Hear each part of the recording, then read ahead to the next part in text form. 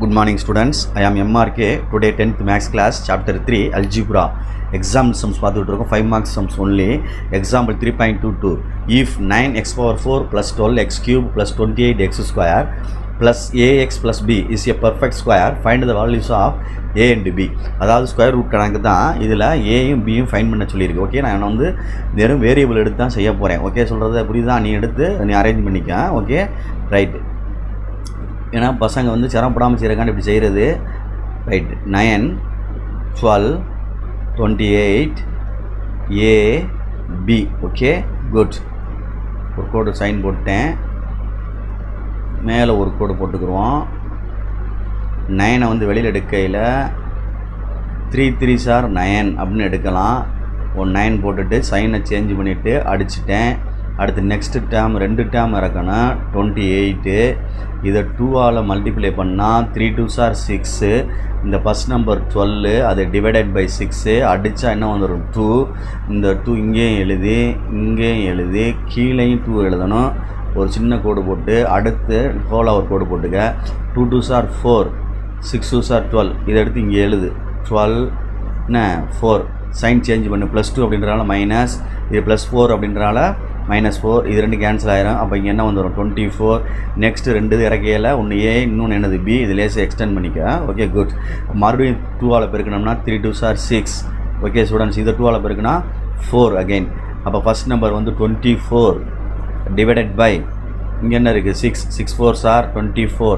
அப்போ +4 இங்கேயும் 4.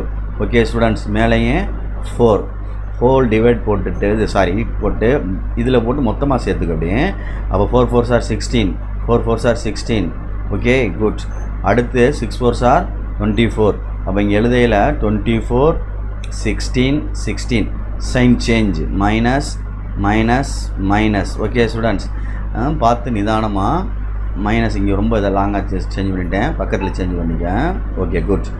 இங்கே மைனஸ். இப்போ இது ரெண்டு கேன்சல் ஆயிரும், இது ரெண்டு தான் கேன்சல் ஆகும். ஓகே, இது ரெண்டும் 24 தான் கேன்சல் ஆகும். இது வராது. நம்பர்ஸ் கண்டுபிடிக்கணும்ல வேரியபிளுக்கு. அப்போ ஏ டேரெக்டாக எழுதிடலாம் அப்படின்னா சைனை மறைச்சிட்டு ஏ ஈக்குவல் டு என்ன இருக்குன்னு பாரு 16, அவ்வளோதான்.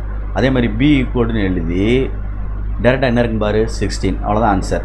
இல்லை சார் நாங்கள் டீச்சர்ஸ் அக்செப்ட் பண்ணிக்க மாட்டாங்க அப்படின்னா ஏன்னு எழுதி சைன் சேஞ்ச் பண்ணதை எழுதணும், -16 அப்படின்னு எழுதணும். ஈக்குவல் டு 0ன்னு போட்டுட்டு ஏ ஈக்குவல் டு -16 அங்கே போனால் என்ன ஆகும் +16 அப்படின்னு எழுதணும், அவ்வளோதான். அதே மாதிரி பி -16 எழுதிட்டு சைன் சேஞ்ச் பண்ணதை ஈக்குவல் டு 0ன்னு எழுதிட்டு பிசி ஈக்குவல் டு 16 எழுதணும். எனி ஒன்று எழுதுனா போதும். நான் எழுதுனது டேரெக்டாக எழுதியிருக்கேன். மேலே சைனை சேஞ்ச் பண்ணிவிட்டு சைனை சேஞ்ச் பண்ணால் பார்த்துக்கோ, மேலே என்ன இருக்கோ இதை மட்டும் எழுதுனா போதும் அப்படின்னு சொல்கிறேன். ஏ ஈக்குவல்ட்டுன்னு போட்டு அதே மாதிரி இதை மட்டும் எழுதுனா போதும் அப்படின்னு சொல்கிறேன்.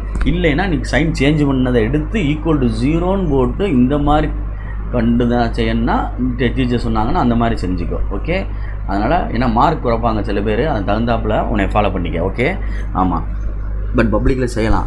ஓகே, ஆமாம், புரிஞ்சுக்க சொல்கிறத. ஏன்னா நம்ம எளிமையாக என்ன கையாள முடியுமோ அதை வந்து நம்ம ஈஸியாக கையாண்டு மார்க் ஸ்கோர் பண்ணுறதுக்கான ஐடியாஸ் எடுக்கணும். Okay good, very good, thank you.